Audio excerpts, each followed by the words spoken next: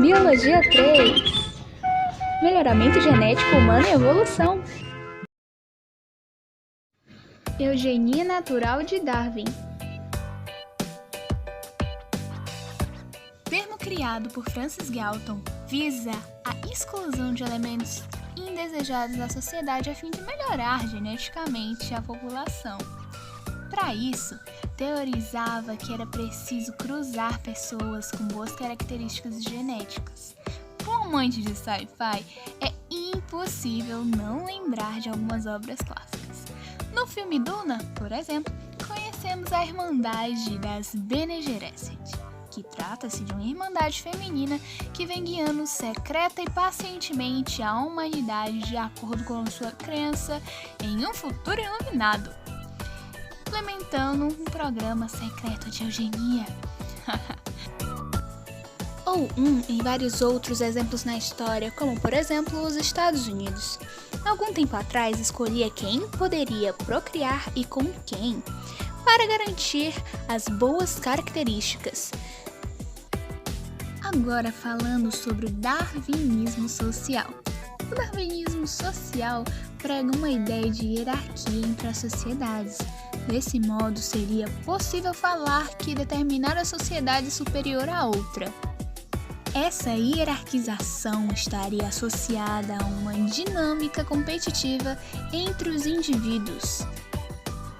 Nesse contexto, somente aqueles que apresentam maior aptidão física e intelectual seriam capazes de sobreviver socialmente. Com as sociedades, as mais desenvolvidas teriam a função legítima de governar as demais. Essa é a ideia trazida no filme Gattaca, que nos apresenta um futuro distópico em uma sociedade que não aceita defeitos genéticos e que, portanto, naturaliza a discriminação como respaldo da ciência, usando o argumento de que a ideologia de determinação genética objetifica seres humanos em recursos e não em indivíduos. Passando em um tempo futuro, Gattaca mostra uma sociedade em que as corporações tornam-se mais poderosas que o Estado e em que a manipulação genética cria uma nova espécie de preconceito e hierarquia racial legitimada pela ciência. Aos pais que desejam ter filhos é dada a oportunidade de manipular a interação entre seus DNAs de modo que gerem filhos com a melhor combinação de qualidades genéticas possível. Este procedimento acaba criando duas categorias diferentes de pessoas: os válidos, frutos de combinação genética planejada que são quase super-homens com raras doenças genéticas, e os inválidos, frutos de sua interação sexual usual.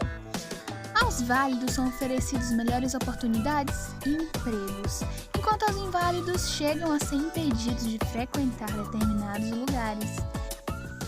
Os indícios que temos hoje em dia levam a pensar que com o melhoramento da seleção natural e com a possibilidade de escolha das características humanas, a variabilidade genética irá diminuir.